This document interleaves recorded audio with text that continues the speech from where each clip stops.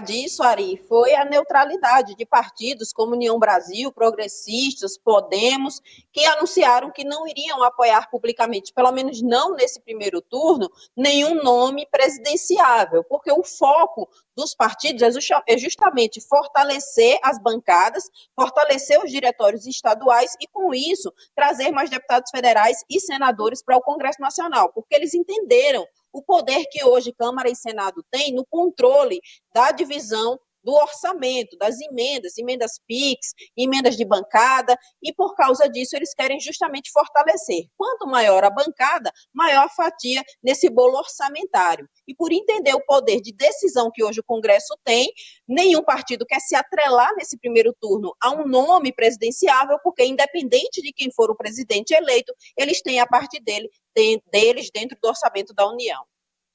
Vamos agora com a manchete 4 da Fernanda, porque ainda trata de orçamento, de emendas. Vamos lá. O ministro do STF, Flávio Dino, acionou a PF após a auditoria do Tribunal de Contas da União apontar irregularidades nas tais emendas PIX. Sempre elas, Fernanda.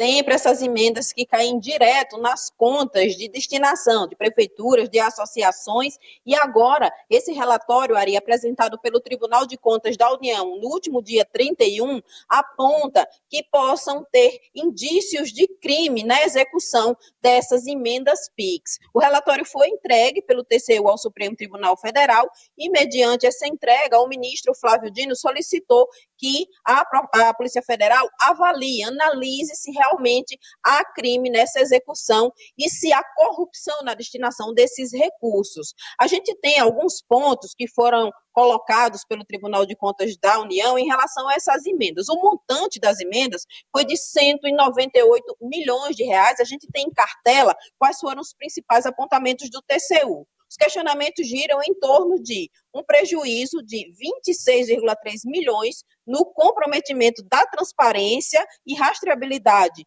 desses recursos, desse montante de 198 milhões de reais. Além disso, o TCU também apontou o prejuízo de 14,9 milhões por irregularidades nas execuções sem comprovação fiscal por parte dos órgãos que receberam esses recursos, um prejuízo de 14,1 milhões por irregularidades na execução física de obras e serviços, são aquelas obras que ficaram inacabadas e os serviços que foram contratados e não foram prestados, e também apontou indícios de fraudes nas licitações e contratações de empresas. Na decisão do ministro Flávio Dino, ele destacou que é importante ter clareza em relação à transparência das emendas parlamentares, sejam elas de que natureza for, emenda individual, PIX ou de bancada. Flávio Dino já vem fazendo esse trabalho, cobrando a transparência nas emendas, inclusive chegou a bloquear emendas que apresentaram irregularidades na sua execução.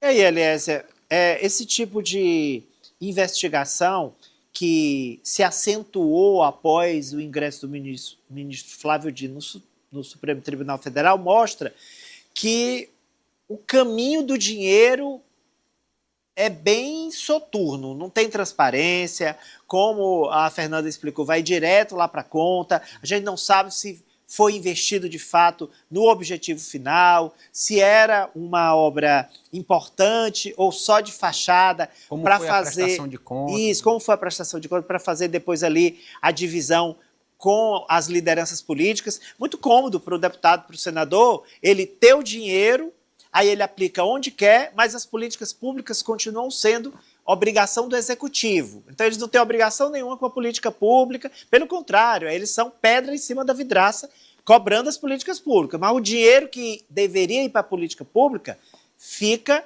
para eles. Exatamente, Ari. E nessa atuação do ministro Flávio Dino, a gente vê a importância de um líder que passou por todos os poderes, né? Foi do executivo, foi do legislativo, chega ao topo do judiciário brasileiro, então conhece esses bastidores, esses processos, essas particularidades.